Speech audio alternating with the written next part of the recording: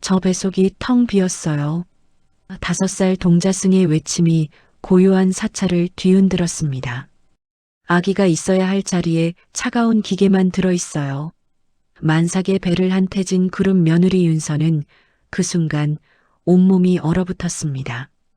자신이 9개월간 품고 있던 것이 아기가 아니라는 말이었으니까요. 하지만 이것은 시작에 불과했습니다. 진짜 충격은 자신의 진짜 아기가 완전히 다른 곳에서 전혀 다른 여자의 몸을 통해 태어나고 있다는 사실이었으니까요. 오늘 이야기에 구독과 좋아요로 응원해 주시면 곧 당신에게도 따뜻하고 행복한 일이 찾아올 거예요. 오늘의 사연 시작합니다. 태진그룹의 며느리 윤서는 출산 예정일을 한 달 앞두고 깊은 산속 청암사를 향해 검은색 승용차에 몸을 맡겼습니다. 차창 밖으로 스쳐 지나가는 초록빛 풍경을 바라보며 윤서는 자신의 거대한 만삭배를 어루만졌습니다. 오늘따라 아기가 유난히 많이 움직이는 것 같았습니다. 태교에 좋다고 하셨죠? 윤서가 조수석에 앉은 조 실장에게 물었습니다. 조 실장은 백미러로 윤서를 확인하며 고개를 끄덕였습니다. 네, 마님.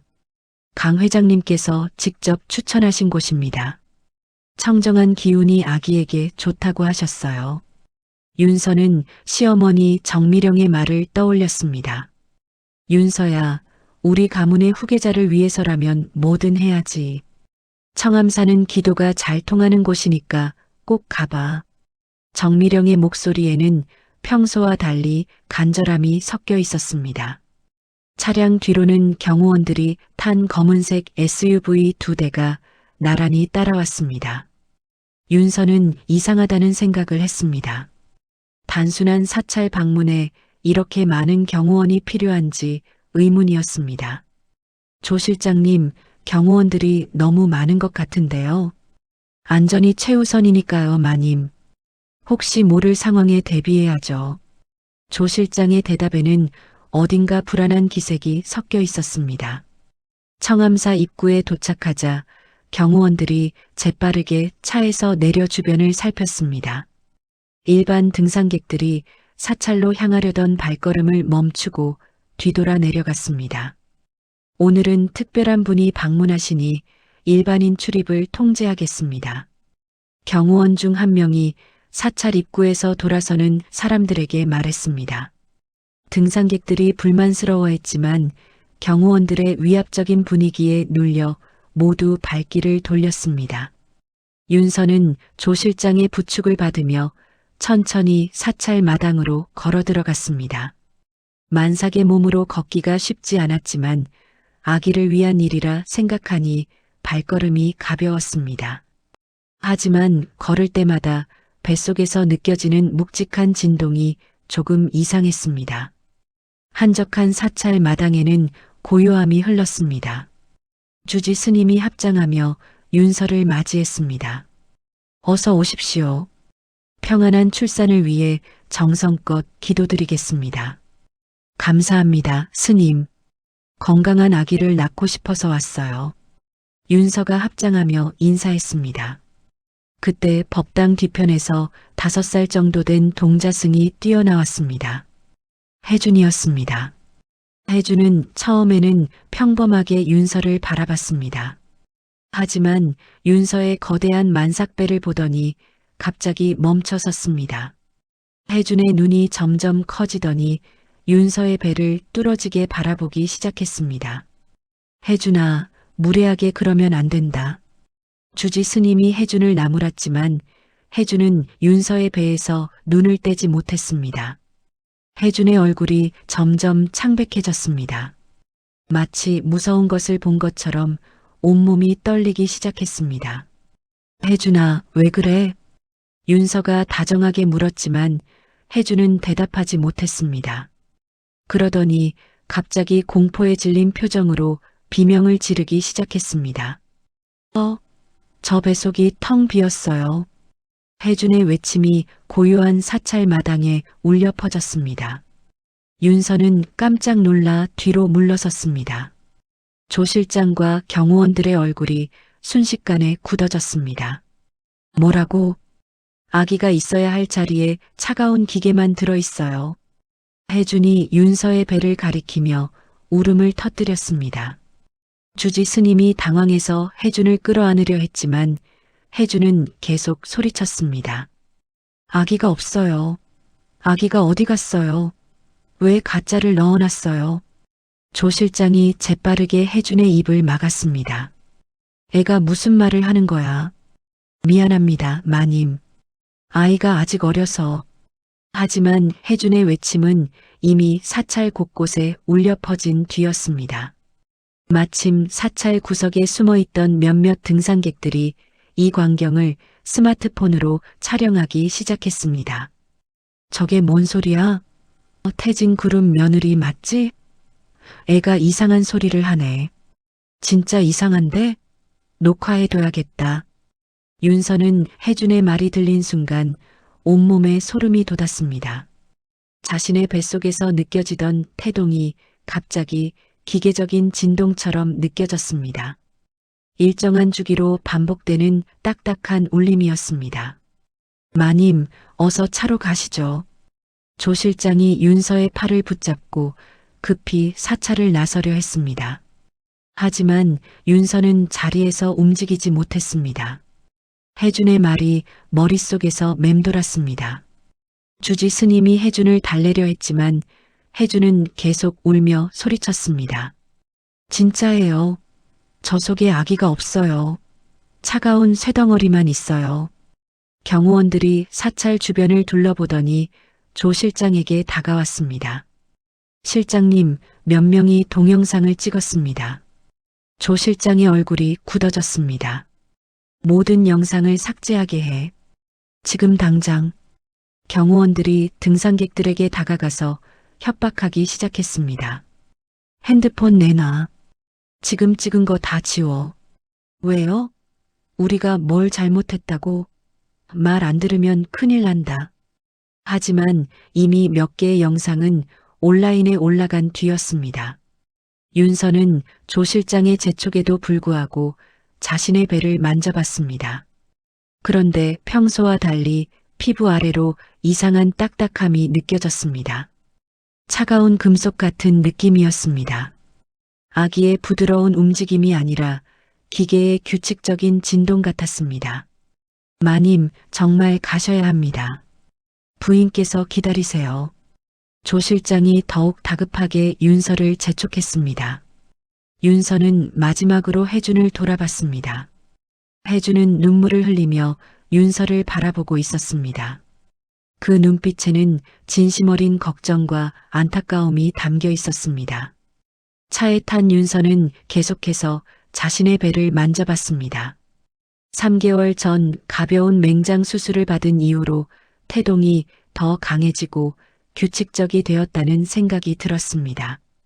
그때는 아기가 건강하게 자라는 증거라고 기뻐했었는데 지금 생각해보니 그것이 진짜 태동이 아니라 기계적인 진동이었을 수도 있다는 무서운 생각이 들었습니다. 조 실장이 급히 전화를 걸었습니다. 네, 부인님. 상황이 좀 복잡해졌습니다. 어린 스님이 이상한 말을. 네, 알겠습니다. 바로 데리고 가겠습니다. 전화 너머에서 들려오는 정미령의 목소리는 평소보다 날카로웠습니다. 차창 밖으로 청암사가 점점 멀어져 갔습니다. 하지만 혜준의 외침은 윤서의 귓속에서 사라지지 않았습니다. 텅 비었어요. 차가운 기계만 가짜. 이 단어들이 윤서의 머릿속에서 계속 맴돌았습니다. 윤서는 자신의 뱃속에 정말 아기가 들어있는 것일까 하는 끔찍한 의심을 지울 수 없었습니다. 만약 혜준의 말이 사실이라면 윤서는 생각하기도 끔찍한 가능성을 떠올렸습니다. 저택으로 향하는 길, 윤서는 차창에 비친 자신의 모습을 바라봤습니다. 거대한 만삭배를 한 임산부의 모습이었습니다. 하지만 혜준의 말이 사실이라면 이 모든 것이 거짓일 수도 있었습니다. 조 실장이 다시 전화를 받으며 말했습니다. 네, 영상은 모두 처리했습니다. 하지만 온라인에 이미 알겠습니다. 윤서는 가슴이 두근거렸습니다. 진실이 무엇인지 알아야겠다는 생각이 들었습니다. 다음 날 아침 8시 태진 가문의 저택은 평소와 달리 삼엄한 분위기에 휩싸였습니다. 윤서는 침실 창문을 열려고 했지만 손잡이가 돌아가지 않았습니다.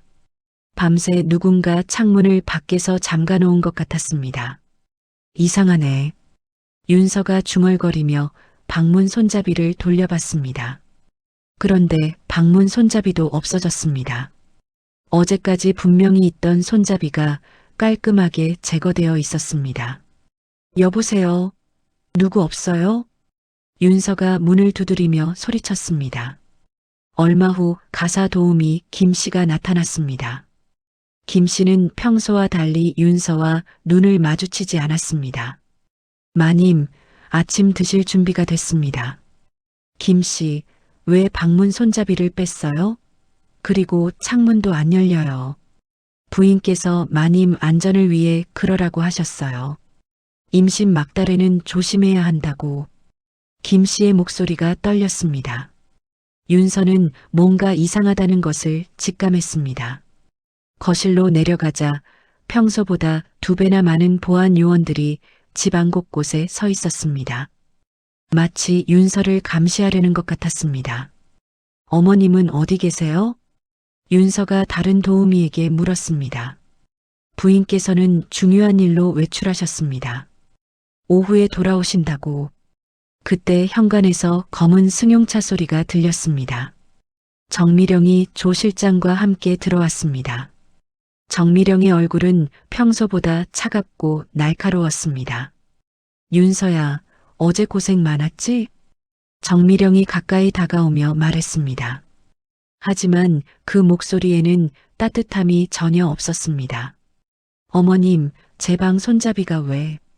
너를 위해서야. 어제 그 일 때문에 네가 충격을 받았을 것 같아서. 정미령이 윤서의 말을 자르며 소파에 앉으라고 손짓했습니다.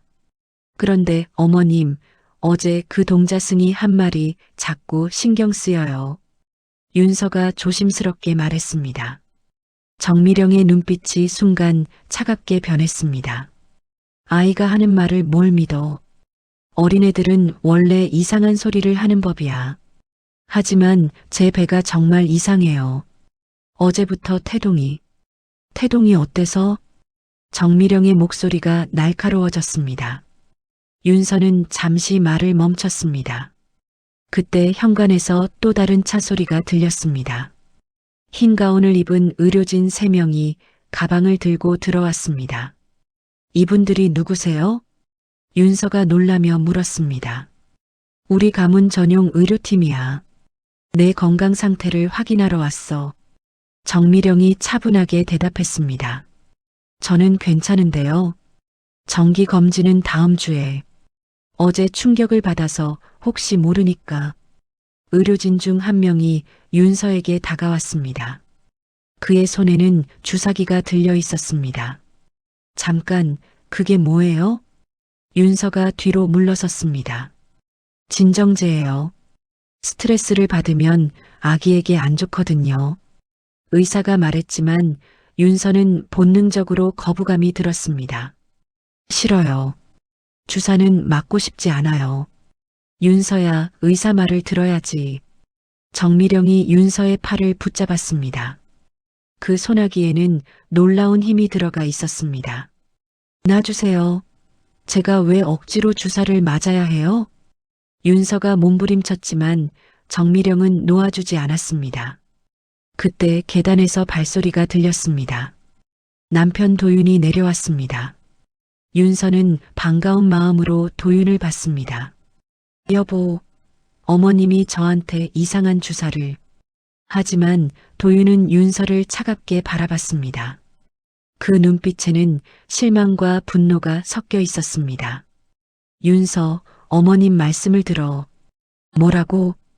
윤서는 믿을 수 없다는 표정으로 도윤을 바라봤습니다. 너 어제 뭘 했는지 모르겠어? 도윤이 주머니에서 사진 몇 장을 꺼냈습니다. 사진에는 윤서가 낯선 남자와 함께 있는 모습이 담겨 있었습니다. 이게 뭐야? 윤서가 사진을 보며 소리쳤습니다. 이런 식으로 나를 속이고 있었구나. 여보, 이건 가짜야. 저는 이 남자를 모르는데. 그만해. 변명은 그만해. 도윤이 윤서의 다른 팔을 붙잡았습니다. 이제 윤서는 완전히 붙잡힌 상태가 되었습니다. 의료진이 윤서의 팔에 주사를 놓았습니다. 윤서는 마지막까지 저항했지만 소용없었습니다. 안 돼요. 제발. 윤서의 의식이 점점 흐려졌습니다. 주사를 맞고 나니 온몸에 힘이 빠졌습니다. 의료진이 초음파 기계를 가져왔습니다. 윤서는 몽롱한 의식 속에서도 자신의 배에 차가운 젤이 발라지는 것을 느꼈습니다. 아기 상태는 어떤가요? 정미령이 의사에게 물었습니다. 아주 건강합니다. 심장 박동도 정상이고요. 의사가 모니터를 가리키며 말했습니다. 모니터에는 움직이는 태아의 모습이 선명하게 보였습니다. 하지만 윤서는 이상한 느낌을 받았습니다. 의사가 초음파 기계를 조작할 때 뭔가 미리 준비된 것처럼 보였습니다. 마치 녹화된 영상을 재생하는 것 같았습니다. 보세요, 윤서. 아기가 이렇게 건강해. 정미령이 윤서의 귀에 속삭였습니다. 하지만 윤서는 의료진이 자신의 배에 또 다른 무언가를 주입하는 것을 봤습니다. 배가 더 부풀어 오르는 느낌이었습니다. 뭘 넣는 거예요? 윤서가 흐릿한 의식으로 중얼거렸습니다. 영양제야. 아기를 위해서. 의사가 대답했지만 주사기 안의 액체는 투명하고 끈적했습니다. 검사가 끝나자 정미령이 의료진에게 고개를 끄덕였습니다. 의료진은 재빠르게 짐을 챙겨 나갔습니다. 윤서를 방으로 데려가. 정미령이 도우미들에게 지시했습니다. 윤서는 비틀거리며 방으로 올라갔습니다. 침대에 눕고 나서야 정신이 조금 돌아왔습니다. 하지만 휴대폰이 없어졌습니다. 침대 머리맡에 항상 두던 휴대폰이 사라졌습니다. 휴대폰? 어디 갔지? 윤서가 주변을 뒤적거렸지만 찾을 수 없었습니다. 문틈으로 도우미들의 대화가 들렸습니다. 부인께서 통신기기는 모두 치우라고 하셨어. 마님이 외부랑 연락하면 안 된다고. 참 불쌍해. 저렇게 예쁜 새댁이. 윤서는 자신이 완전히 감금되었다는 것을 깨달았습니다. 창문도 문도 휴대폰도 모두 차단된 상태였습니다. 그때 배에서 또다시 기계적인 진동이 느껴졌습니다. 일정한 간격으로 반복되는 딱딱한 울림이었습니다. 혜준의 말이 다시 떠올랐습니다. 차가운 기계만 들어있어요. 윤서는 눈물을 흘리며 자신의 배를 만졌습니다. 정말 이 안에 아기가 있는 걸까요? 아니면 혜준의 말대로 가짜인 걸까요? 밖에서는 경호원들의 발소리가 계속 들렸습니다. 윤서는 이제 완전히 혼자가 되었다는 것을 느꼈습니다. 사흘이 지났지만 윤서의 상황은 더욱 악화되었습니다.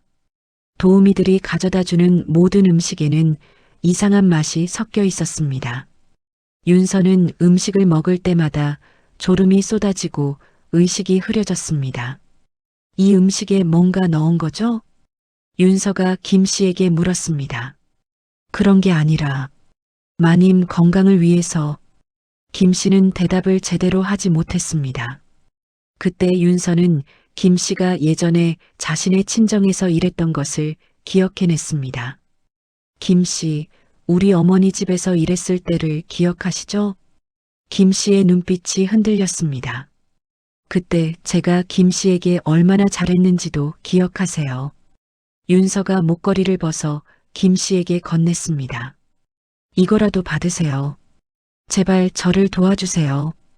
김 씨는 한참 망설이다가 목걸이를 받았습니다. 마님, 정말 위험해요. 제가 뭘 도와드릴 수 있을까요? 탈출할 방법이 있나요? 김 씨가 주변을 살피더니 작은 종이를 윤서 손에 쥐어줬습니다. 뒷문 감시 카메라가 새벽 3시에 1분간 꺼져요. 세탁실 통로로 나가세요. 윤서는 김 씨에게 고마움을 표했습니다. 그날 밤 정미령이 윤서의 방에 찾아왔습니다. 정미령의 표정은 더욱 차갑고 무서웠습니다. 윤서야, 네가 요즘 이상한 생각을 하고 있는 것 같아. 어떤 생각이요? 어제 그 동자승이 한 말 같은 거. 정미령이 윤서 곁에 앉았습니다. 어머님, 혹시 제 배에 정말 그런 말은 하지도 마. 정미령이 윤서의 말을 끊었습니다. 너는 우리 가문의 귀한 후계자를 품고 있어. 그것만 생각해. 정미령이 나간 후 윤서는 탈출을 결심했습니다. 새벽 3시가 되자 윤서는 김 씨가 준비해둔 작업복을 입었습니다. 다행히 만삭배를 가릴 수 있을 만큼 넉넉한 옷이었습니다. 세탁실로 향하는 길은 어둡고 조용했습니다. 윤서는 숨을 죽이며 천천히 움직였습니다. 세탁실에는 큰 세탁물 운반 통로가 있었습니다. 윤서는 그 통로를 기어서 밖으로 나갔습니다.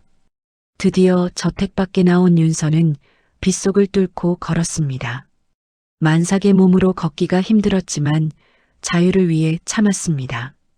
다행히 지나가던 택시를 잡을 수 있었습니다. 어디로 가시겠어요? 택시 기사가 물었습니다.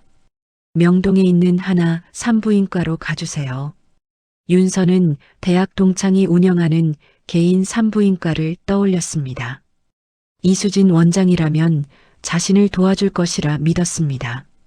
클리닉에 도착한 윤서는 처참한 몰골이었습니다.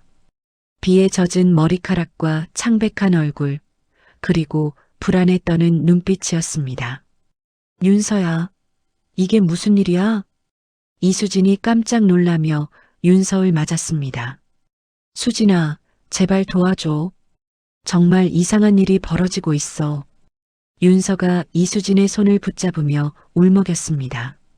일단 들어와. 무슨 일인지 천천히 말해봐. 이수진이 윤서를 진료실로 안내했습니다. 제 뱃속에 뭐가 들어있는지 확인해줘. 뭐가 들어있다는 게 무슨 말이야? 아기가 아닐 수도 있어. 정말 무서운 일이 벌어지고 있어. 이수진은 윤서의 말을 이해할 수 없었지만 친구의 절박함을 느꼈습니다. 알았어. 정밀 검사를 해보자. 이수진이 엑스레이 촬영을 준비했습니다. 임신 중에는 엑스레이를 피해야 하지만 윤서의 간절한 부탁에 어쩔 수 없었습니다. 엑스레이 결과가 나오자 이수진의 얼굴이 창백해졌습니다. 이게 뭐야? 왜? 뭐가 보여? 윤서가 다급하게 물었습니다. 윤서야, 내 뱃속에 이상한 게 있어. 이수진이 엑스레이 사진을 가리켰습니다. 사진에는 태아 대신 정교한 기계 장치가 보였습니다. 이건 바이오 실리콘 보형물이야. 그리고 진동 모터도 있고. 윤서는 그 순간 무너져 내렸습니다. 혜준의 말이 진실이었습니다. 언제부터 이런 게 들어있을까? 수술 흔적을 보니 3개월 전쯤인 것 같아. 윤서는 3개월 전 맹장 수술을 떠올렸습니다. 그때 정미령이 특별히 신경 써서 좋은 병원을 소개해 줬었습니다. 수진아, 이 사실을 경찰에 신고해줘.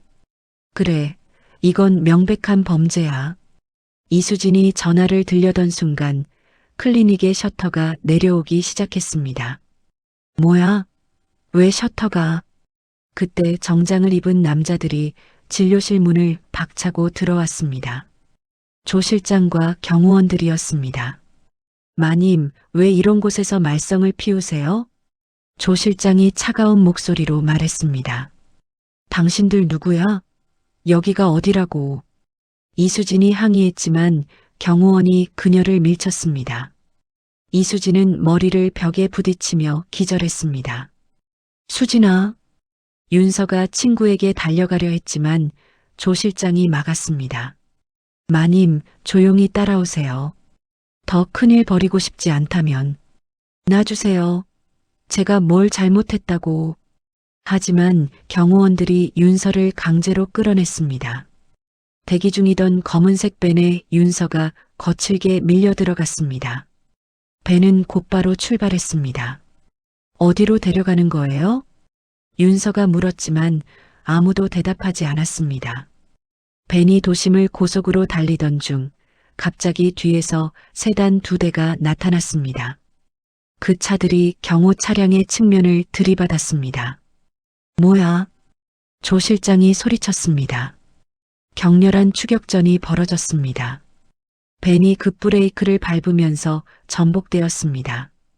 연기가 자욱한 가운데 한 여자가 나타났습니다. 연막탄을 터뜨리며 조 실장의 시야를 가렸습니다. 누구야? 그 여자가 윤서의 손을 붙잡고 차에서 끌어냈습니다. 저를 따라오세요. 빨리. 윤서는 정신없이 그 여자를 따라갔습니다. 뒤에서는 조 실장이 소리치는 음성이 들렸습니다. 놓쳐서는 안 돼. 찾아내. 그 여자는 윤서를 자신의 차에 태우고 현장을 벗어났습니다. 당신은 누구세요? 윤서가 숨을 헐떡이며 물었습니다. 제 이름은 가연이에요. 당신을 구하러 왔어요. 왜 저를 구해주시는 거예요? 가연이 윤서를 바라봤습니다. 그 눈빛에는 깊은 슬픔과 분노가 섞여 있었습니다. 저도 예전에 정미령의 희생자였거든요. 가연의 은신처는 도심 외곽의 낡은 건물 지하였습니다. 윤서는 가연을 따라 좁은 계단을 내려갔습니다. 지하 공간은 생각보다 넓고 각종 컴퓨터와 서류들로 가득했습니다. 여기가 어디예요? 윤서가 주변을 둘러보며 물었습니다. 제가 정미령의 실체를 파헤치는 작업실이에요. 가연이 윤서를 의자에 앉게 하며 말했습니다. 당신도 정미령의 피해자라고 하셨는데 저는 2년 전에 정미령의 대리모였어요. 가연의 목소리에는 깊은 상처가 묻어났습니다. 대리모요? 정미령은 며느리들을 이용해서 완벽한 후계자를 만들려고 해요. 하지만 실패하면 대리모를 이용하죠. 가연이 서류 뭉치를 윤서에게 건넸습니다. 이게 뭐예요? 윤서가 서류를 펼쳐봤습니다. 거기에는 A-7 대리모 계약서라고 적혀 있었습니다. 이 여자가 지금 당신의 진짜 아기를 품고 있어요. 제 진짜 아기가요? 윤서의 손이 떨렸습니다. 당신의 수정란을 8개월 전에 이 여자에게 이식했어요. 그리고 당신에게는 가짜 보형물을. 윤서는 그제야 모든 퍼즐이 맞춰지는 느낌을 받았습니다. 그럼 제 아기는 어디에 있는 거예요? 태진그룹이 운영하는 청정요양원이라는 곳에 숨겨져 있어요. 가연이 컴퓨터 화면을 켜며 건물 사진을 보여줬습니다. 겉보기에는 고급 실버타운이지만 지하에는 대규모 시설이 있어요. 윤서는 분노와 슬픔이 섞인 감정에 휩싸였습니다. 자신의 아기가 다른 곳에서 태어나고 있다니. 왜 이런 끔찍한 일을. 정미령은 가문의 혈통에 완전히 미쳐 있어요. 완벽한 유전자를 가진 후계자를 만들기 위해서라면 뭐든 해요. 가연이 다른 서류를 꺼냈습니다. 이건 뭐예요? 정미령이 지금까지 희생시킨 여자들의 명단이에요.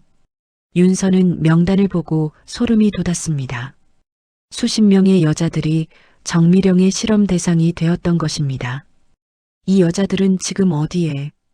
대부분 실종됐어요. 일부는 사망했고요. 가연의 목소리가 떨렸습니다. 그때 윤서의 휴대폰이 울렸습니다. 가연이 윤서에게 새 휴대폰을 주었던 것입니다.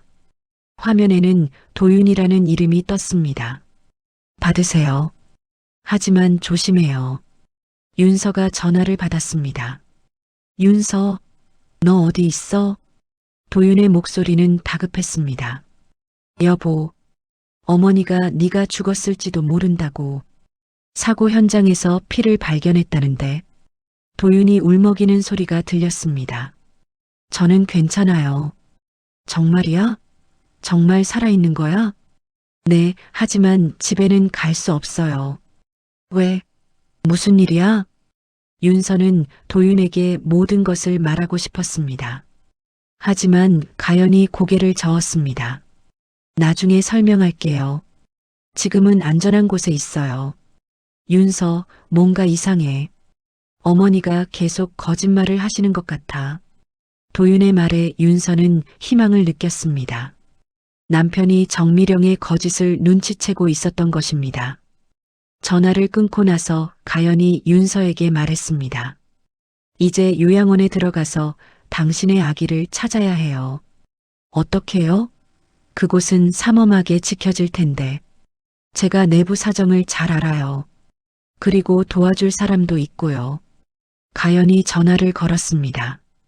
원태 씨, 저예요. 네, 준비됐어요. 오늘 밤에 실행해요.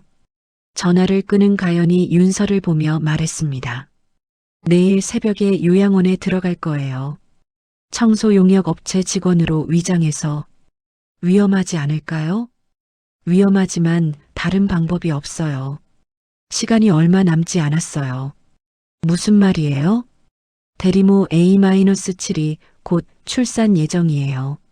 아기가 태어나면 정미령이 당신의 아기를 완전히 자기 것으로 만들 거예요. 윤서는 가슴이 조여왔습니다. 자신의 아기를 하루라도 빨리 찾아야 했습니다. 그런데 가연 씨는 왜 저를 도와주시는 거예요? 가연이 잠시 망설이더니 대답했습니다. 저도 정미령 때문에 제 아기를 잃었어요. 그 아기가 어디 있는지도 몰라요. 가연의 눈에 눈물이 고였습니다. 더 이상 정미령의 희생자가 나와서는 안 돼요. 윤서는 가연의 손을 꼭 잡았습니다. 고마워요. 정말 고마워요. 내일부터 진짜 전쟁이 시작돼요. 각오하세요. 가연이 진지한 표정으로 말했습니다. 윤서는 자신의 배를 만졌습니다. 그 안에 들어있는 차가운 기계 덩어리를 생각하니 분노가 치밀었습니다. 하지만 어딘가에서 자신의 진짜 아기가 기다리고 있다는 생각에 용기가 났습니다. 제가 뭘 해야 할까요? 일단 요양원 설계도를 외우세요. 내부가 복잡해서 길을 잃으면 큰일이에요. 가연이 컴퓨터에서 설계도를 출력했습니다. 윤서는 밤새 설계도를 공부했습니다. 지하 3층까지 있는 복잡한 구조였습니다. 새벽이 되자 가연이 청소 용역 업체 유니폼을 가져왔습니다. 이제 출발해요. 당신의 아기를 되찾으러. 윤서는 유니폼을 입으며 각오를 다졌습니다. 정미령과의 진짜 싸움이 이제부터 시작이었습니다. 새벽 4시 가연과 윤서는 청정 요양원 앞에 도착했습니다. 겉보기에는 고급스러운 실버타운이었지만 보안이 삼엄했습니다. 경비원들이 입구마다 서 있었고 CCTV도 곳곳에 설치되어 있었습니다. 정말 들어갈 수 있을까요? 윤서가 불안해하며 물었습니다. 제가 여기서 일한 적이 있어요. 직원 통로는 보안이 허술해요. 가연이 건물 뒤편으로 윤서를 안내했습니다. 원태 씨가 보안 카드를 줬어요. 이걸로 지하까지 갈 수 있어요. 가연이 카드를 꺼내 보였습니다. 그 사람을 믿을 수 있나요? 원태 씨도 정미령 때문에 고생하고 있어요. 우리와 같은 편이에요. 두 사람은 청소 직원용 출입구로 들어갔습니다. 다행히 새벽 시간이라 직원들이 거의 없었습니다. 지하로 가는 엘리베이터는 저쪽이에요. 가연이 앞장서서 걸어갔습니다. 엘리베이터를 타고 지하 3층으로 내려갔습니다. 문이 열리자 복도 양쪽으로 수많은 병실이 보였습니다. 여기가 정미령의 비밀 시설이에요. 가연이 속삭였습니다. 복도를 걷다 보니 병실 안에서 신음소리가 들렸습니다. 윤서가 문틈으로 들여다보니 임신한 여자가 침대에 누워 있었습니다. 저 여자들이 모두 대리모들이에요. 정미령이 강제로 임신시킨 가연의 목소리가 떨렸습니다. A-7 병실은 어디에 있을까요? 윤서가 복도를 둘러보며 물었습니다. 저 끝쪽에 있을 거예요. 두 사람은 조심스럽게 복도 끝으로 향했습니다.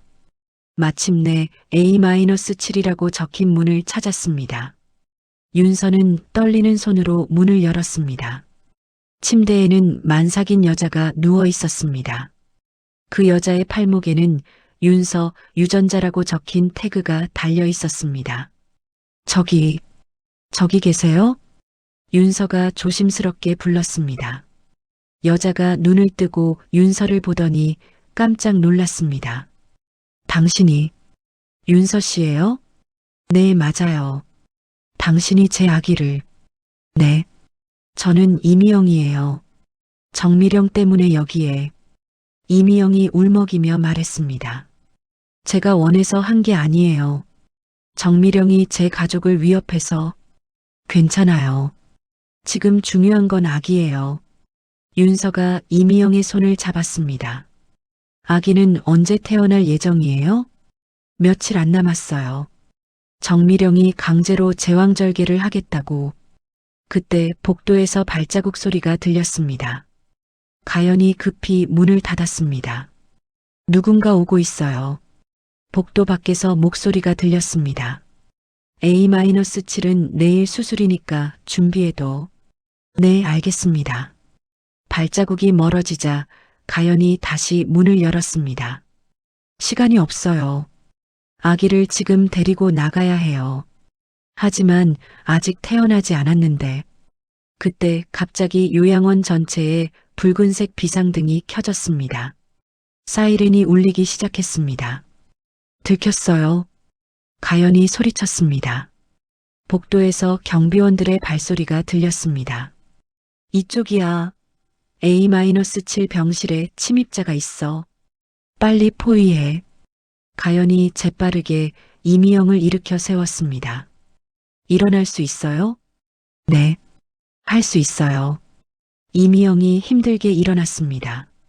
비상구는 어디에 있죠? 윤서가 가연에게 물었습니다. 복도 끝에 있어요. 하지만 이미 막혔을 거예요. 그때 병실 문이 박차고 열렸습니다. 조 실장이 경비원들과 함께 들어왔습니다. 마님, 여기서 뭘 하고 계십니까?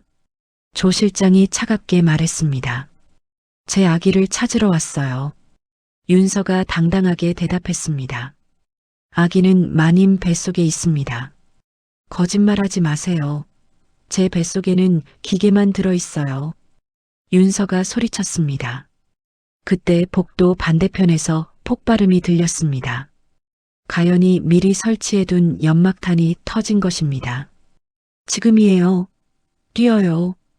가연이 이미영과 윤서를 이끌고 복도로 뛰어나갔습니다. 연기 때문에 시야가 가려진 틈을 타서 세 사람은 비상구를 향해 달렸습니다. 뒤에서 조 실장이 소리쳤습니다. 놓치면 안 된다. 무슨 수를 써서라도 잡아라. 경비원들이 연기를 뚫고 뒤쫓아왔습니다. 가연이 비상구 문을 열었습니다. 계단으로 올라가세요. 세 사람은 숨을 헐떡이며 계단을 뛰어 올라갔습니다. 이미영은 만삭의 몸으로 힘들어했지만 포기하지 않았습니다. 조금만 더 힘내세요. 윤서가 이미영을 부축했습니다. 드디어 1층에 도착했습니다. 하지만 출구마다 경비원들이 지키고 있었습니다. 저쪽 창문으로 나가요. 가연이 복도 끝 창문을 가리켰습니다. 창문을 열고 밖을 내려다보니 1층 높이였습니다. 뛸 수 있겠어요? 해야죠.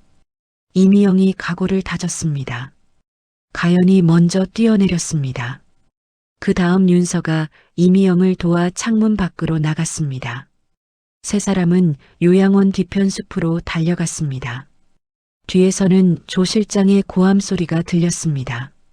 수색대를 풀어라. 어디든 찾아내. 숲속에서 세 사람은 잠시 숨을 고르며 휴식을 취했습니다. 이제 어디로 가야 할까요? 윤서가 물었습니다. 일단 안전한 곳으로 가야 해요. 가연이 휴대폰을 꺼냈습니다. 그때 이미영이 갑자기 배를 부여잡으며 신음했습니다. 아픈가요? 진통이 시작되는 것 같아요. 윤서와 가연은 서로를 바라봤습니다. 가장 중요한 순간이 다가오고 있었습니다. 숲속에서 이미영의 진통이 점점 심해졌습니다. 가연이 손전등으로 주변을 비추며 안전한 장소를 찾았습니다. 저기 폐가가 있어요. 일단 그곳으로 가요. 세 사람은 허물어진 산막으로 들어갔습니다. 이미영은 바닥에 주저앉으며 괴로워했습니다. 아, 아파요. 아기가 나오려고 해요. 윤서는 당황했습니다. 출산 경험이 없는 자신이 무엇을 할 수 있을지 막막했습니다. 가연 씨, 어떻게 해야 할까요? 일단 119에 신고해야. 안 돼요. 이미영이 가연의 손을 붙잡았습니다. 병원에 가면 정미령이 찾아낼 거예요. 그럼 아기를 빼앗길 거예요. 윤서는 이미영의 말이 옳다는 것을 알았습니다. 정미령의 권력이라면 병원까지 손을 뻗을 수 있을 테니까요. 그럼 여기서 출산을 도와야 하나요? 다른 방법이 없어요. 가연이 주변을 정리하며 말했습니다. 윤서는 자신의 외투를 벗어 바닥에 깔았습니다. 이미영을 편안하게 눕힐 자리를 만들었습니다. 물이 필요해요. 근처에 계곡이 있을 거예요. 가연이 물을 구하러 나갔습니다. 윤서는 이미영 곁에 앉아 그녀의 손을 잡았습니다. 무서워하지 마세요. 제가 옆에 있을게요. 윤서 씨, 미안해요. 제가 당신 아기를. 그런 말하지 마세요. 당신도 피해자예요. 이미영이 또다시 진통을 겪으며 신음했습니다. 진통 간격이 점점 짧아지고 있었습니다. 가연이 물을 가져와 이미영의 이마를 닦아줬습니다. 조금만 더 참아요. 곧 끝날 거예요. 그때 숲 저편에서 헬기 소리가 들렸습니다. 조 실장이 수색대를 동원한 것 같았습니다. 들켰나요? 윤서가 불안해했습니다. 아직 멀어요. 하지만 서둘러야 해요. 이미영의 진통이 절정에 달했습니다. 나와요. 아기가 나와요. 가연이 이미영의 다리 사이를 확인했습니다. 머리가 보여요. 조금만 더 힘내세요. 이미영이 마지막 힘을 다해 아기를 밀어냈습니다. 마침내 아기의 울음소리가 산막에 울려 퍼졌습니다. 나왔어요. 건강한 남자아이예요. 가연이 아기를 받아 안았습니다. 윤서는 그 순간 눈물이 쏟아졌습니다. 자신의 유전자로 태어난 진짜 아기를 드디어 본 것입니다. 제 아기, 정말 제 아기. 윤서가 떨리는 손으로 아기를 받아 안았습니다. 아기는 작지만 건강해 보였습니다. 정말 예쁘네요. 윤서 씨 닮았어요. 이미영이 힘없이 웃으며 말했습니다. 고마워요. 정말 고마워요. 윤서가 이미영의 손을 꼭 잡았습니다. 그때 헬기 소리가 더 가까워졌습니다. 서치라이트가 숲을 비추기 시작했습니다. 빨리 여기서 나가야 해요. 가연이 다급하게 말했습니다. 하지만 이미영 씨가 움직일 수 있을까요? 괜찮아요.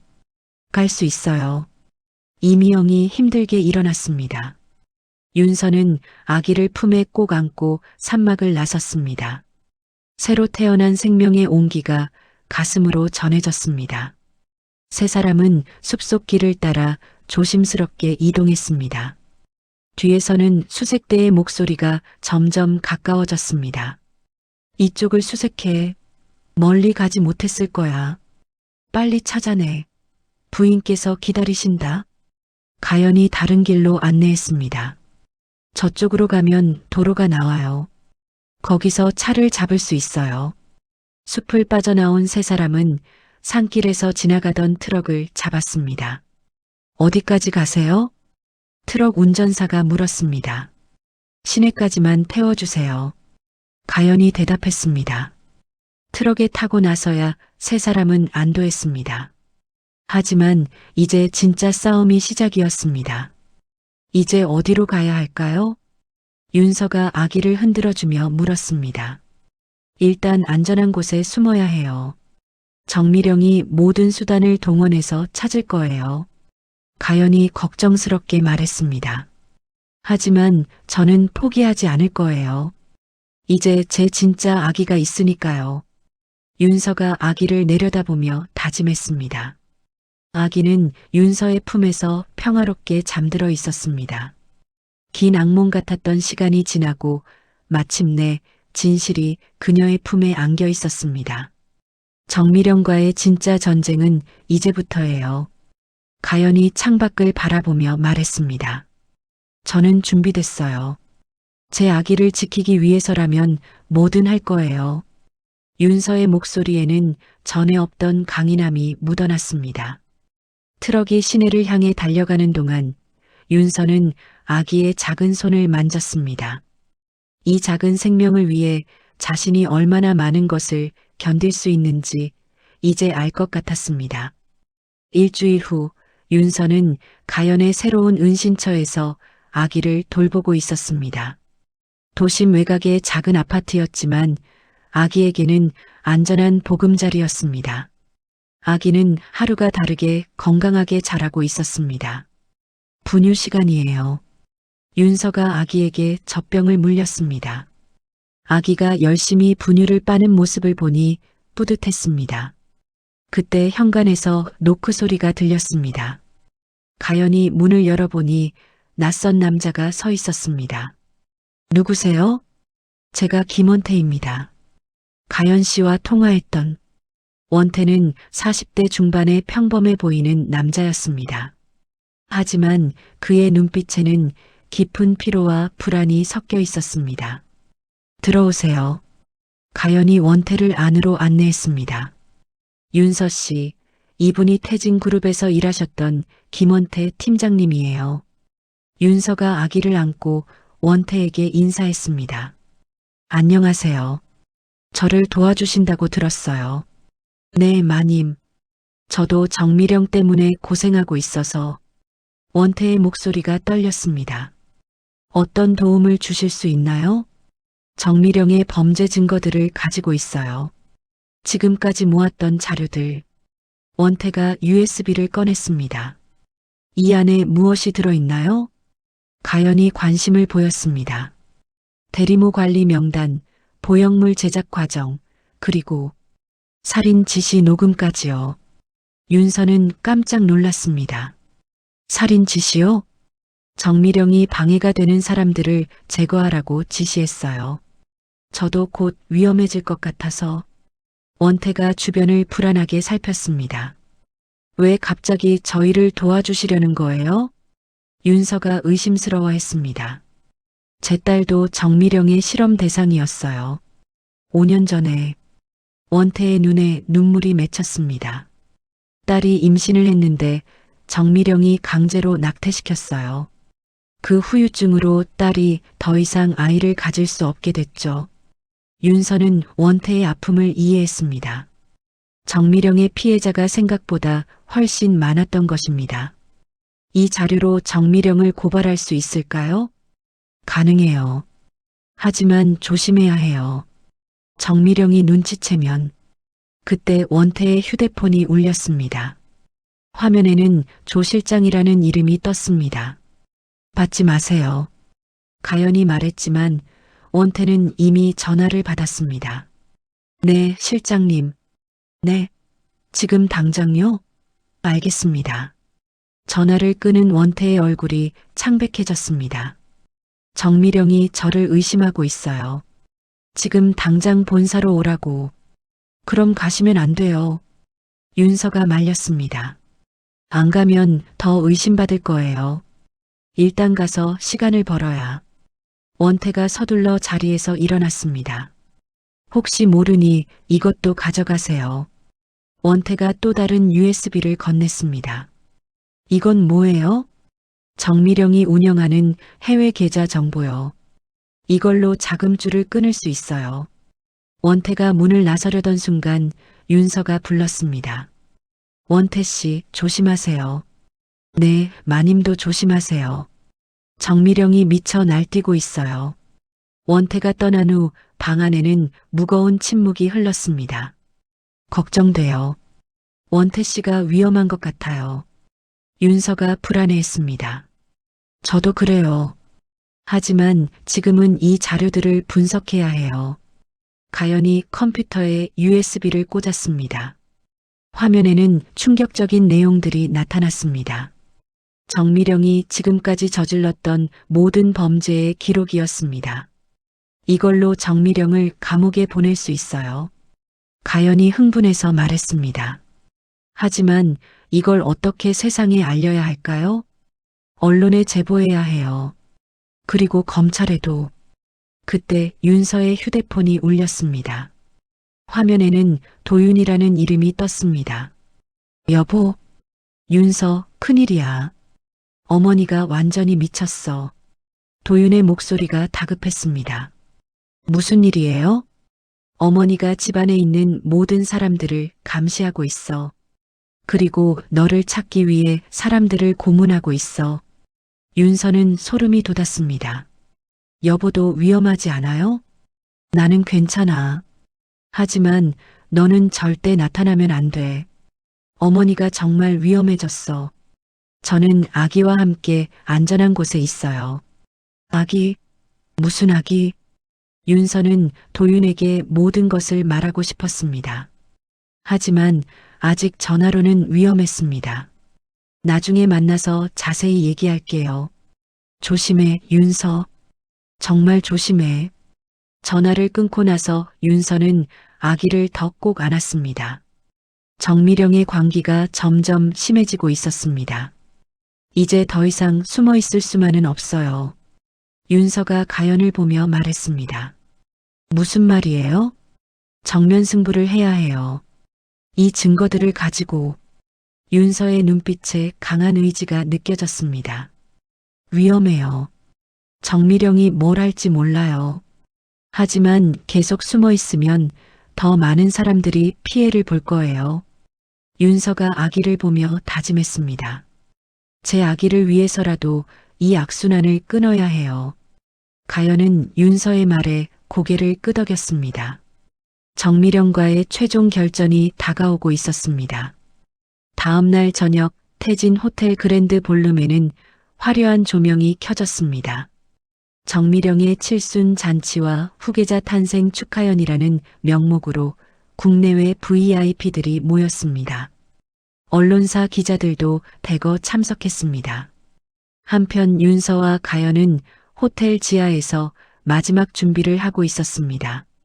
가연이 호텔 직원 유니폼을 윤서에게 건넸습니다. 이 옷을 입고 연회장으로 들어가세요. 정말 괜찮을까요? 윤서가 불안해했습니다. 원태 씨가 보내준 메인 컨트롤룸 비밀번호가 있어요. 방송 시스템을 해킹할 수 있어요. 가연이 컴퓨터에서 파일들을 확인했습니다. 아기는 어디에 두고 가야 할까요? 이미영 씨가 돌봐줄 거예요. 안전한 곳에 숨겨뒀어요. 윤서는 아기에게 뽀뽀하고 가연을 따라 연회장으로 향했습니다. 연회장은 수백 명의 하객들로 가득했습니다. 무대 위에는 정미령이 환한 미소를 지으며 서 있었습니다. 그녀의 품에는 정교하게 만들어진 아기 인형이 안겨 있었습니다. 여러분, 감사합니다. 오늘은 저에게 특별한 날입니다. 정미령이 마이크를 잡고 말했습니다. 우리 가문의 귀한 후계자가 태어났습니다. 하객들이 박수를 쳤습니다. 모든 사람들이 정미령이 안고 있는 것이 진짜 아기라고 생각했습니다. 윤서는 연회장 뒤편에서 이 광경을 지켜봤습니다. 가슴에서 분노가 치밀어 올랐습니다. 저 여자가 어떻게... 가연이 윤서의 팔을 잡았습니다. 지금이에요. 컨트롤룸으로 가세요. 윤서는 가연의 안내를 받아 방송 조절실로 들어갔습니다.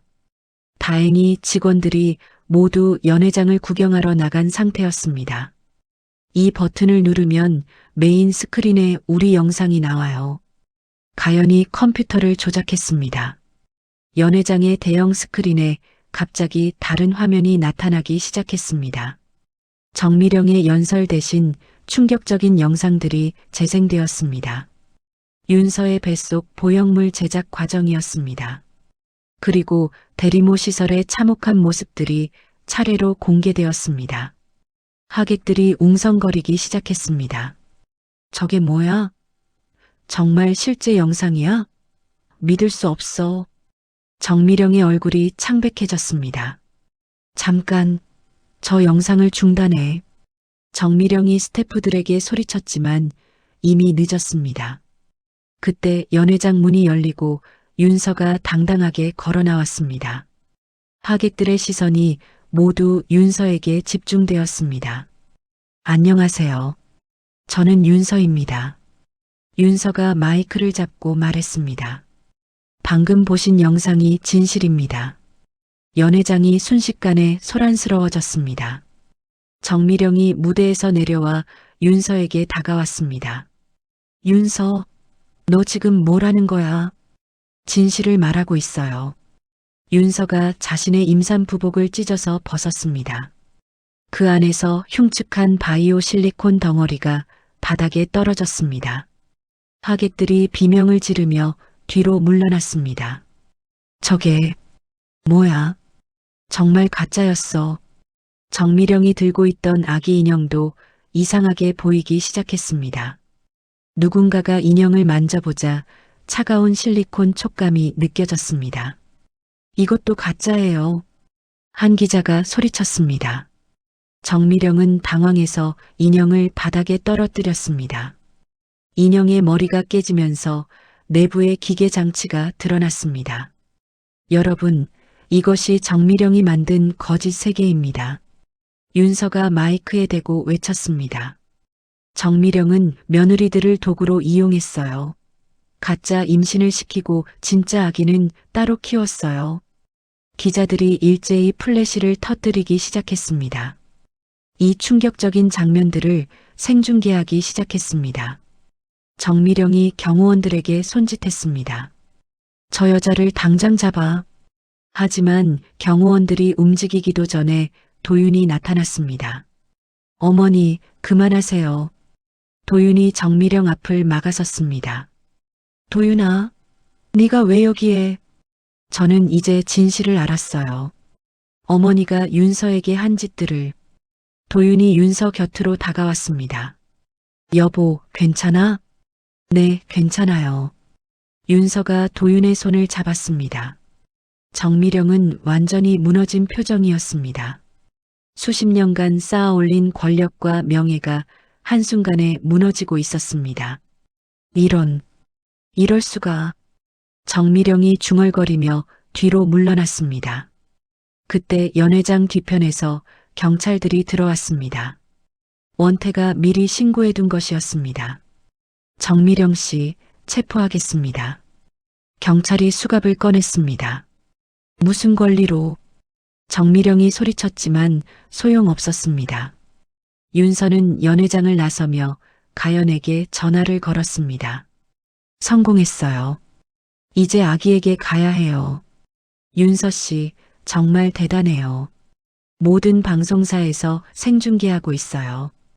윤서는 드디어 긴 악몽에서 벗어날 수 있다는 안도감을 느꼈습니다. 하지만 가장 중요한 것은 아기와 함께하는 것이었습니다. 연회장을 나서면서 윤서는 뒤를 돌아봤습니다. 정미령이 수갑을 차고 끌려가는 모습이 보였습니다. 그 모습에서 윤서는 더 이상 분노를 느끼지 않았습니다. 오히려 불쌍하다는 생각이 들었습니다. 일주일 후 윤서는 가연의 안전가옥에서 아기를 돌보며 뉴스를 지켜봤습니다. 모든 방송사에서 태진 그룹 가짜 임신 사건을 연일 보도하고 있었습니다. 정미령은 구속되었고 태진 그룹의 주가는 폭락했습니다. 언론 반응이 정말 뜨겁네요. 가연이 신문들을 들고 와서 말했습니다. 하지만 아직 끝난 게 아니에요. 윤서가 아기를 재우며 대답했습니다. 무슨 말이에요? 강 회장이 아직 자유롭잖아요. 정미령만 희생양으로 만들고 자신은 빠지려고 할 거예요. 그때 현관문이 열리고 도윤이 들어왔습니다. 그의 얼굴에는 깊은 피로와 죄책감이 묻어났습니다. 여보, 도윤이 윤서에게 다가왔습니다. 어떻게 지냈어요? 윤서가 차가운 목소리로 물었습니다. 미안해, 윤서. 정말 미안해. 도윤이 무릎을 꿇고 앉았습니다. 내가 너를 믿지 못했어. 어머니의 거짓말에 속아서. 이제 와서 미안하다고 해서 뭐가 달라져요? 윤서의 목소리에는 원망이 섞여 있었습니다. 나는 정말 몰랐어. 어머니가 그런 일을. 도윤이 머리를 감싸며 괴로워했습니다. 아기가 도윤의 목소리에 깨어 울기 시작했습니다. 윤서가 아기를 달래며 도윤을 쳐다봤습니다. 이 아이를 보세요. 이 아이가 정말 우리 아기예요. 도윤이 아기를 보며 눈물을 흘렸습니다. 정말 우리 아기구나. 당신이 믿지 않았던 그 아이예요. 윤서의 말에 도윤은 더욱 괴로워했습니다. 가연이 두 사람의 대화를 듣고 있다가 조용히 자리를 피했습니다. 윤서, 나를 용서해 줄 수 있을까? 도윤이 간절하게 물었습니다. 시간이 필요해요. 지금은 너무 힘들어요. 윤서가 솔직하게 말했습니다. 그때 가연이 급하게 들어왔습니다. 큰일이에요. 뉴스를 봐요. 가연이 TV를 켰습니다. 화면에는 충격적인 뉴스가 나오고 있었습니다. 태진그룹 내부 고발자 김원태 씨가 오늘 새벽 자택에서 숨진 채 발견되었습니다. 윤서와 도윤이 동시에 소리쳤습니다. 원태 씨가 경찰은 자살로 추정된다고 발표했습니다. 가연이 주먹을 쥐었습니다. 자살이 아니에요. 분명 정미령이나 강 회장이. 이제 증인이 사라졌네요. 윤서가 절망적으로 말했습니다. 아니에요. 원태 씨가 남긴 자료들이 있어요. 가연이 컴퓨터를 켜며 말했습니다. 하지만 이제 원태 씨의 증언은 들을 수 없어요. 그때 도윤이 입을 열었습니다. 내가 증언할게. 뭐라고요? 나도 어머니의 범죄에 대해 알고 있는 게 있어. 내가 법정에서 증언할게. 윤서가 놀란 표정으로 도윤을 봤습니다. 정말요? 응. 이제는 진실을 말해야 해. 더 이상 어머니를 보호할 수 없어. 도윤의 목소리에는 강한 결의가 담겨 있었습니다. 하지만 위험할 수 있어요. 가연이 걱정했습니다. 상관없어. 윤서와 아기를 위해서라면. 그때 윤서의 휴대폰이 울렸습니다. 모르는 번호였습니다. 여보세요? 윤서 씨인가요? 낯선 남자의 목소리였습니다. 누구세요? 저는 박 기자입니다. 조선일보에서 일하고 있어요. 기자님이요? 네, 이번 사건을 취재하고 있는데요. 혹시 인터뷰가 가능할까요? 윤서가 가연과 도윤을 봤습니다. 두 사람이 고개를 끄덕였습니다. 네, 가능해요. 진실을 알리고 싶어요. 감사합니다. 내일 오후에 뵐 수 있을까요? 네, 좋아요. 전화를 끊고 나서 윤서가 말했습니다. 이제 정말로 모든 것을 세상에 알려야겠어요. 맞아요. 더 이상 숨길 것도 없고요. 가연이 동의했습니다. 도윤이 윤서의 손을 조심스럽게 잡았습니다. 윤서, 나도 함께 할게. 어떤 일이 있어도. 윤서가 도윤을 바라봤습니다. 아직 모든 것을 용서할 수는 없었지만 그의 진심은 느낄 수 있었습니다. 아기 때문에라도 함께 싸워야겠죠. 윤서가 아기를 내려다보며 말했습니다. 세 사람은 다음 날 인터뷰를 위해 준비하기 시작했습니다. 정미령과 강 회장의 범죄를 완전히 폭로할 마지막 기회였습니다. 밤이 깊어갈수록 윤서는 각오를 다졌습니다. 아기의 미래를 위해서라도 진실을 끝까지 밝혀내야 했습니다. 다음 날 오후 윤서는 박 기자와의 인터뷰를 위해 카페에서 기다리고 있었습니다. 도윤과 가연이 함께 자리했고 아기는 이미영이 돌봐주고 있었습니다. 박 기자는 30대 중반의 진지해 보이는 남자였습니다. 먼저 용기 내주셔서 감사합니다. 박 기자가 녹음기를 꺼내며 말했습니다. 저희도 진실을 알리고 싶어요. 윤서가 대답했습니다. 그럼 처음부터 차근차근 말씀해 주세요. 윤서는 청암사에서 혜준이 외쳤던 그날부터 시작해서 모든 과정을 자세히 설명했습니다. 박 기자는 놀라면서도 꼼꼼하게 기록했습니다. 정말 믿기 어려운 일이네요. 증거 자료들도 있나요? 가연이 USB를 건넸습니다. 원태 씨가 목숨을 걸고 모은 자료들입니다. 박 기자가 USB를 받으며 고개를 끄덕였습니다. 이 정도면 충분히 기사화할 수 있겠네요. 인터뷰가 끝나고 세 사람은 안전가옥으로 돌아왔습니다. 이미영이 아기와 함께 TV를 보고 있었습니다. 어떻게 됐어요? 이미영이 물었습니다. 잘 됐어요. 내일 일면에 실린다고 하네요.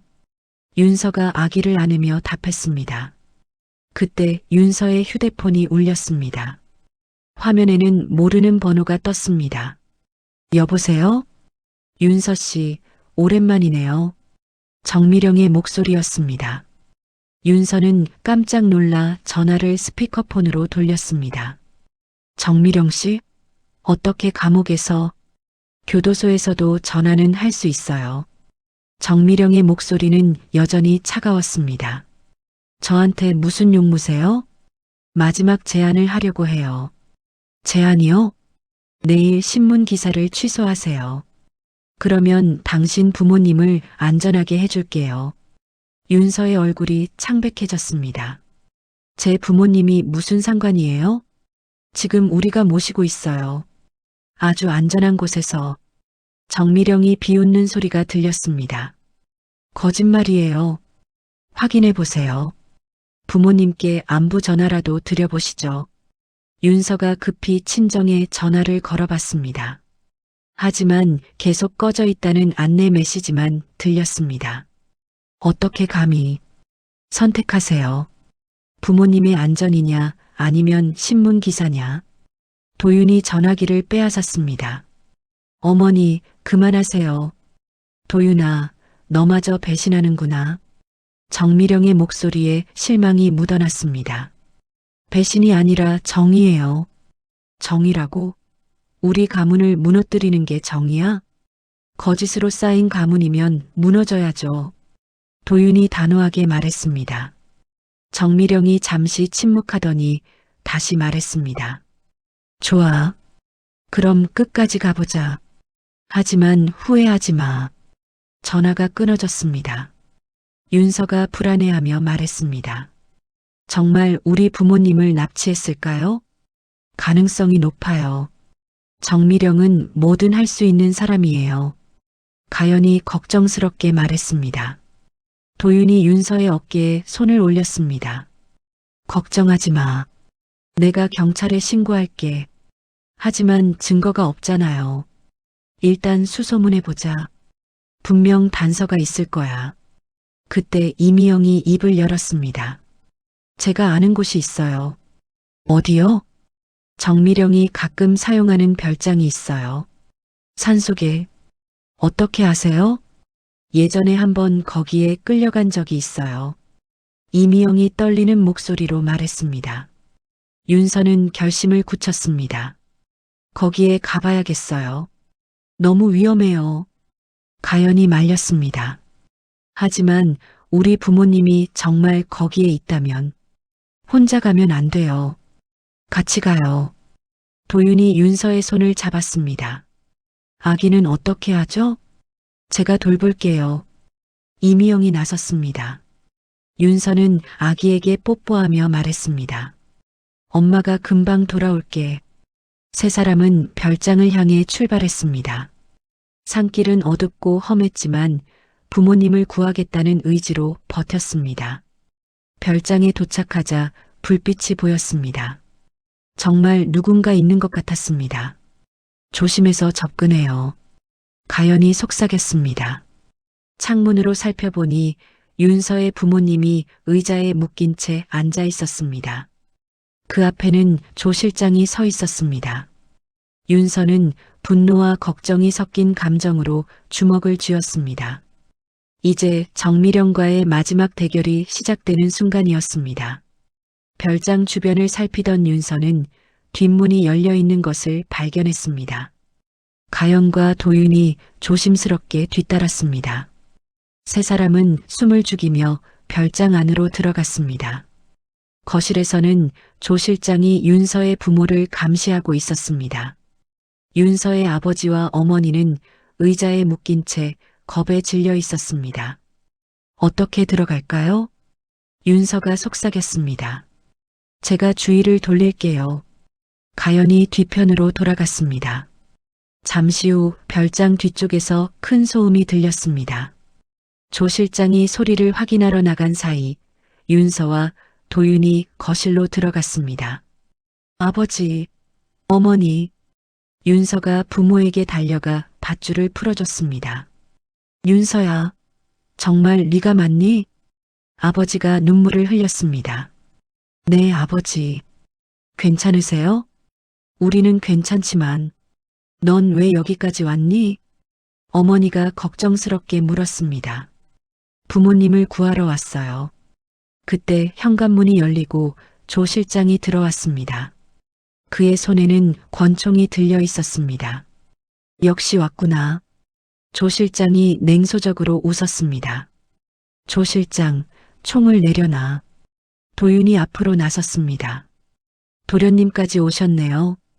부인께서 예상하신 대로군요. 어머니가 여기 있나요?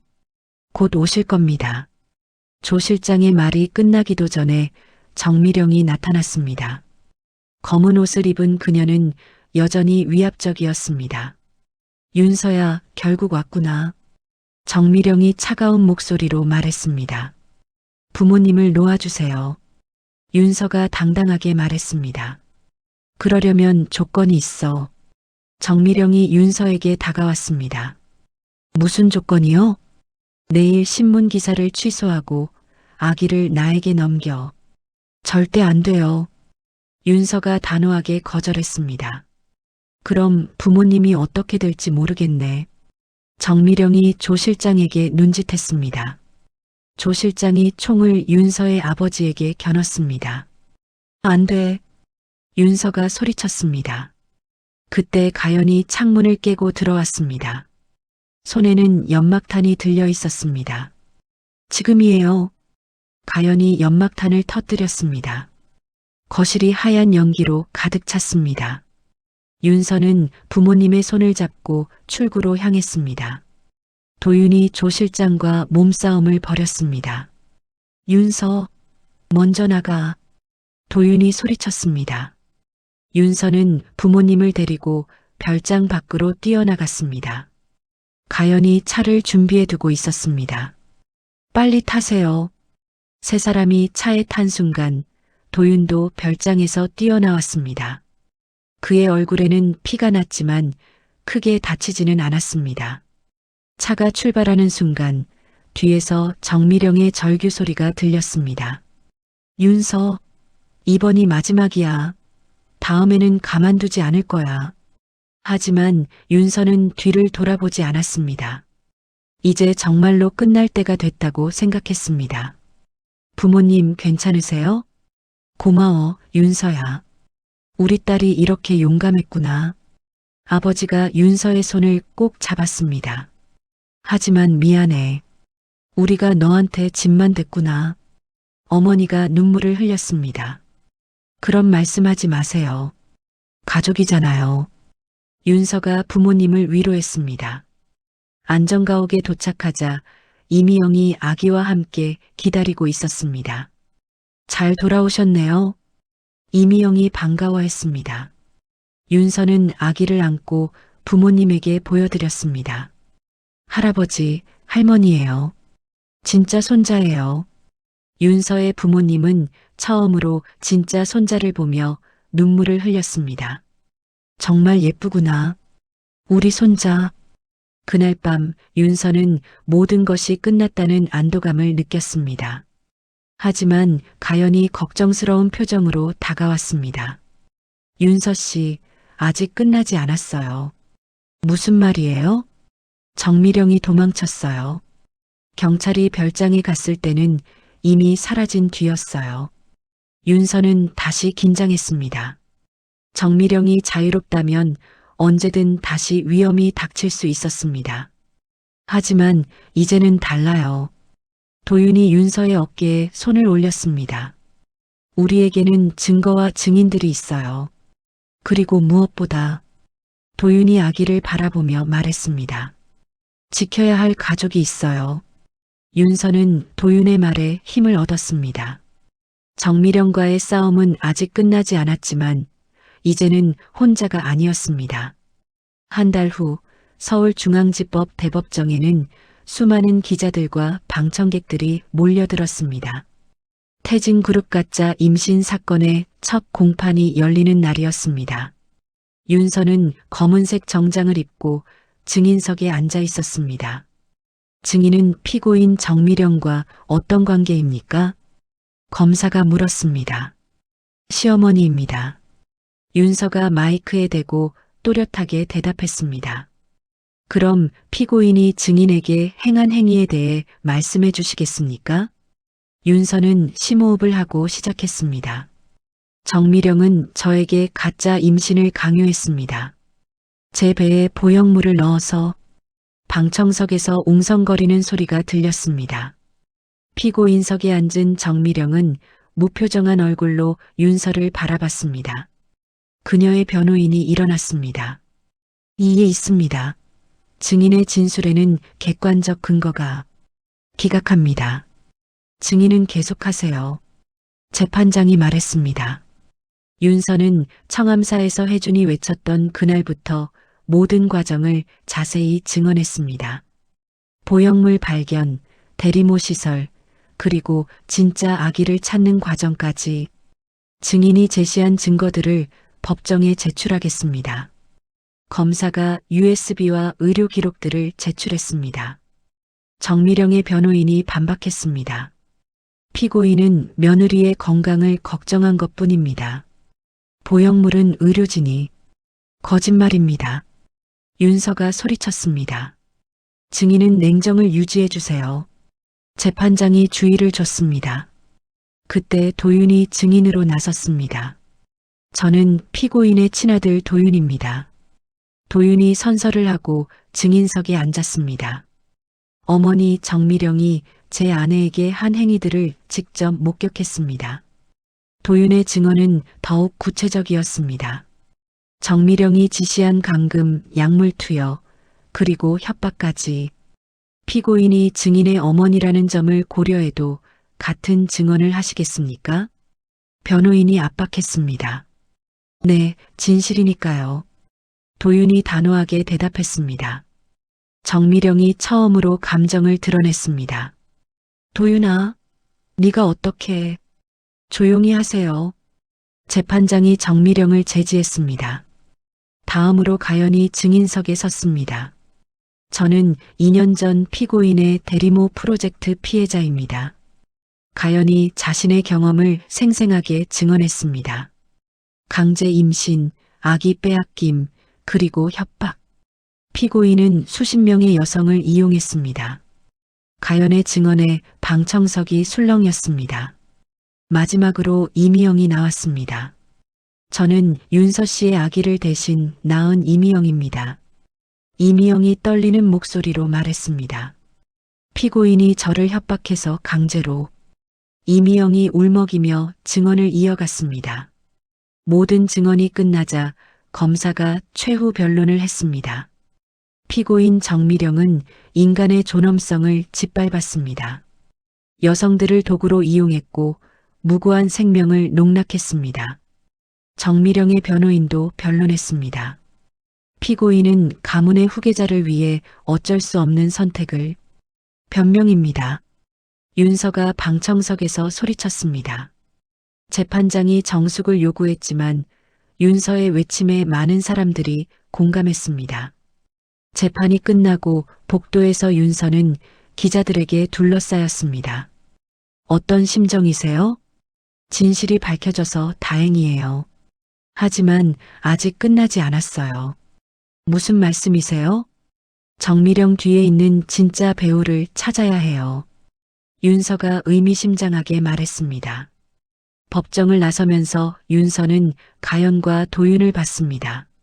수고하셨어요. 아직 1심이에요.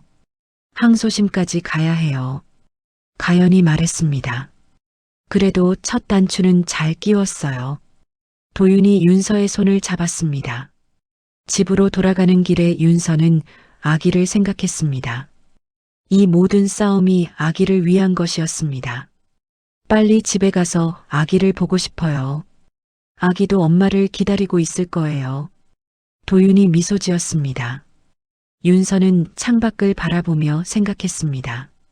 정의는 더디지만 결국 승리한다는 것을, 그리고 진실을 지키기 위한 싸움은 계속되어야 한다는 것을. 판결이 나기까지 3개월이 흘렀습니다. 윤서는 아기와 함께 평범한 일상을 보내려 노력했습니다. 하지만 여전히 완전한 안전은 없었습니다. 윤서 씨, 이상한 차가 계속 우리 집 앞을 지나가요. 이미영이 걱정스럽게 말했습니다. 언제부터요? 일주일 전부터요. 같은 차가 하루에 서너 번씩. 윤서는 창문으로 밖을 내다봤습니다. 검은색 세단이 천천히 지나가고 있었습니다. 가연 씨에게 연락해 봐야겠어요. 윤서가 전화를 걸었습니다. 가연 씨, 우리가 감시당하고 있는 것 같아요. 제가 확인해 볼게요. 혹시 모르니 다른 곳으로 피하세요. 윤서는 아기를 안고 이미영과 함께 집을 나섰습니다. 뒷문으로 나가서 택시를 잡았습니다. 어디로 가세요? 택시기사가 물었습니다. 청암사로 가주세요. 윤서는 혜준을 만나고 싶었습니다. 그 아이의 신비한 능력이 도움이 될 것 같았습니다. 청암사에 도착하자 혜준이 마당에서 놀고 있었습니다. 윤서를 보자 혜준이 달려왔습니다. 누나, 아기는 어디 있어요? 여기 있어. 윤서가 아기를 보여주자 혜준이 환하게 웃었습니다. 이제 진짜 따뜻해요. 아기가 행복해 보여요. 혜준이 아기를 보며 기뻐했습니다. 혜준아, 누나에게 나쁜 사람들이 또 올까? 까만 그림자가 아직 완전히 사라지지 않았어요. 혜준이 심각한 표정을 지었습니다. 무슨 뜻이야? 큰 나쁜 할아버지가 아직 숨어 있어요.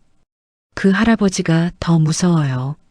윤서는 혜준이 강 회장을 말하는 것 같았습니다. 주지 스님이 다가왔습니다. 윤서 보살, 무슨 일이신가요? 스님, 저희가 위험할까요? 혜준이가 느끼는 것이라면 조심하셔야 해요. 그 아이는 거짓을 말한 적이 없거든요. 그때 윤서의 휴대폰이 울렸습니다. 가연이었습니다. 윤서 씨, 큰일이에요. 왜요? 강 회장이 움직이고 있어요. 해외에서 용병들을 고용했다는 정보가. 윤서의 얼굴이 창백해졌습니다. 용병들이요? 네, 아마 윤서 씨와 아기를 노리는 것 같아요. 어떻게 해야 할까요? 일단 그곳에 있으세요. 제가 도움을 데리고 갈게요. 전화를 끊고 윤서는 주지 스님에게 사정을 설명했습니다. 그렇다면 사찰에서 보호해드리겠습니다. 하지만 위험할 수 있어요. 부처님의 자비 앞에 악은 감히 설 수 없습니다. 주지 스님이 단호하게 말했습니다. 혜준이 윤서의 손을 잡았습니다. 누나, 무서워하지 마세요. 여기는 안전해요. 그날 밤 사찰은 이상하게 조용했습니다. 윤서는 아기를 재우고 혜준과 함께 앉아 있었습니다. 혜준아, 나쁜 사람들이 언제 올까? 내일 밤에 올 것 같아요. 하지만 누나가 이길 거예요. 어떻게 알아? 누나의 마음이 진짜 강하거든요. 아기를 지키려는 마음이요. 다음 날 저녁 가연과 도윤이 사찰에 도착했습니다. 그들과 함께 경찰들도 왔습니다. 경찰에 신고했어요. 이제 안전할 거예요. 가연이 말했습니다. 하지만 혜준이 불안해했습니다. 아직 위험해요. 나쁜 사람들이 숲에 숨어 있어요. 경찰들이 사찰 주변을 수색했지만 아무것도 발견되지 않았습니다. 밤이 깊어갈수록 긴장이 고조되었습니다. 그때 갑자기 사찰 경내에 헬기 소리가 들렸습니다. 저게 뭐야? 도윤이 밖을 내다봤습니다. 헬기에서 밧줄이 내려오고 무장한 용병들이 내려왔습니다. 모두 숨어. 경찰이 소리쳤습니다. 윤서는 아기를 안고 법당으로 달려갔습니다. 혜준이 앞장서서 안내했습니다. 이쪽으로, 여기가 가장 안전해요. 법당 안에서 윤서는 아기를 꼭 안았습니다. 밖에서는 총소리가 들렸습니다. 괜찮을 거야. 엄마가 지켜줄게. 윤서가 아기에게 속삭였습니다. 혜준이 윤서 곁에 앉았습니다. 누나, 무서우면 제 손 잡으세요. 윤서는 혜준의 작은 손을 잡았습니다. 이상하게도 마음이 평온해졌습니다. 혜준아, 고마워. 누나가 용감해서 다 괜찮을 거예요. 밖의 소음이 점점 가까워졌습니다. 윤서와 아기, 그리고 혜준의 운명이 결정되는 순간이었습니다. 법당 밖에서 총성이 멈추고 무거운 침묵이 흘렀습니다. 윤서는 아기를 가슴에 꼭 안고 숨을 죽였습니다. 혜준이 작은 손으로 윤서의 팔을 토닥였습니다. 이제 괜찮아요. 나쁜 사람들이 도망갔어요. 혜준이 속삭였습니다. 법당 문이 조심스럽게 열렸습니다. 도윤과 가연이 들어왔습니다. 윤서, 괜찮아? 도윤이 달려와 윤서를 안았습니다. 네, 괜찮아요. 용병들은 어떻게 됐어요? 경찰이 모두 체포했어요. 다행히 사상자는 없고요. 가연이 안도하며 말했습니다. 주지 스님도 법당으로 들어왔습니다. 부처님의 가호가 있으셨네요. 고맙습니다, 스님. 윤서가 깊게 인사했습니다. 경찰관이 들어와 상황을 설명했습니다. 용병들을 신문한 결과 강 회장이 배우라는 것을 확인했습니다. 드디어 증거가 나왔네요. 윤서가 희망을 품었습니다. 강 회장은 현재 해외에 있지만 국제 수배를 요청할 예정입니다. 사흘 후 윤서는 서울로 돌아왔습니다. 이번에는 정말로 안전했습니다. 강 회장의 용병들이 모두 체포되었고 그의 범죄 증거도 확보되었습니다. 집에서 윤서는 아기와 평화로운 시간을 보냈습니다. 아기는 하루가 다르게 자라고 있었습니다. 우리 아기, 이제 정말 안전해. 윤서가 아기에게 말했습니다. 그때 문 밖에서 노크 소리가 들렸습니다. 가연과 도윤, 그리고 이미영이 함께 왔습니다. 좋은 소식이 있어요. 가연이 신문을 들고 왔습니다. 강 회장이 체포됐어요. 신문 일면에는 강 회장이 수갑을 찬 채 공항에서 붙잡히는 사진이 실렸습니다. 인터폴과 공조수사 결과 프랑스에서 검거되었다고 나와요. 도윤이 기사를 읽어줬습니다. 정미령 재판도 다음 주에 판결이 나온다고 하고요. 이미영이 덧붙였습니다. 윤서는 마침내 긴 악몽이 끝났다는 것을 느꼈습니다. 이제 정말 끝난 건가요? 네, 이제 안전해요. 가연이 확신에 차서 말했습니다. 그날 저녁 윤서는 아기를 재우고 베란다로 나갔습니다. 도윤이 따라 나와 곁에 섰습니다. 여보, 미안해. 정말 미안해. 도윤이 다시 한번 사과했습니다. 이제 그만해요. 중요한 건 앞으로예요. 윤서가 도윤의 손을 잡았습니다. 우리 아기를 위해 좋은 부모가 되어요. 그럴게. 약속해. 도윤이 윤서를 안았습니다. 며칠 후 정미령의 판결이 났습니다. 징역 15년이었습니다. 강 회장도 국제재판소에서 재판을 받게 되었습니다. 윤서는 법원 앞에서 기자들의 질문을 받았습니다. 어떤 기분이세요? 정의가 승리했다고 생각해요. 하지만 더 중요한 것은 앞으로 이런 일이 다시 일어나지 않도록 하는 것이죠. 앞으로 계획이 있으신가요? 피해자들을 위한 재단을 만들 계획이에요. 가연 씨와 함께요. 윤서가 당당하게 대답했습니다. 집으로 돌아와 윤서는 아기를 안고 창밖을 바라봤습니다. 파란 하늘이 평화롭게 펼쳐져 있었습니다. 우리 이제 정말 자유야. 아기가 윤서를 보며 웃었습니다. 그 미소에는 순수한 행복이 담겨 있었습니다. 윤서는 자신의 배를 만져봤습니다. 한때 차가운 기계로 채워져 있던 그곳에는 이제 따뜻한 사랑이 가득했습니다. 진정한 모성은 혈연이 아니라 사랑에서 나온다는 것을 깨달았습니다. 그리고 진실을 지키기 위한 용기가 얼마나 소중한지도 알게 되었습니다. 윤서의 긴 여정이 드디어 행복한 결말을 맞이했습니다. 1년 후 윤서는 자신의 숙이 텅 빈 만삭의 진실을 출간했습니다. 책은 출간 즉시 베스트셀러가 되었고 해외에도 번역 출간되었습니다. 윤서는 전국을 돌며 강연 활동을 했습니다. 여러분, 진실은 때로 고통스럽지만 반드시 밝혀져야 합니다. 윤서가 강연장에서 마이크를 잡고 말했습니다. 저는 가짜 임신을 강요당했지만 진짜 사랑을 찾을 수 있었습니다. 청중들이 박수를 쳤습니다. 강연이 끝나고 윤서는 가연과 함께 설립한 태아 인권재단 사무실로 갔습니다. 가연이 업무 보고를 했습니다. 이번 달에 12명의 피해자가 도움을 요청했어요. 어떤 도움이 필요한가요? 심리치료와 법적 지원이 대부분이에요. 윤서와 가연은 매일 피해자들을 돕는 일에 전념했습니다. 한편 도윤은 태진그룹을 완전히 해체하고 일반 회사원이 되었습니다.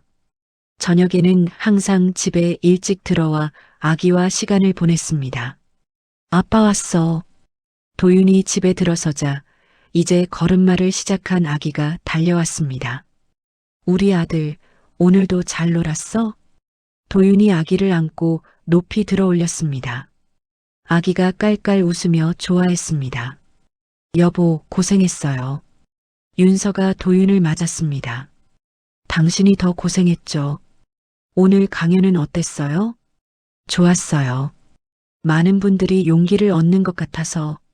저녁을 먹으며 윤서와 도윤은 하루 있었던 일들을 나눴습니다. 평범하지만 행복한 가족의 모습이었습니다. 주말이 되면 가족은 청암사를 방문했습니다. 혜주는 이제 7살이 되었지만 여전히 특별한 능력을 가지고 있었습니다. 누나, 아기가 왔네. 혜준이 윤서의 아기를 보며 환하게 웃었습니다. 혜준아, 잘 지냈어? 네, 요즘 새로운 걸 볼 수 있어요. 뭘 보는데? 사람들의 행복한 기운을 볼 수 있어요. 누나 가족은 정말 밝게 빛나요. 주지 스님이 차를 내오며 함께했습니다.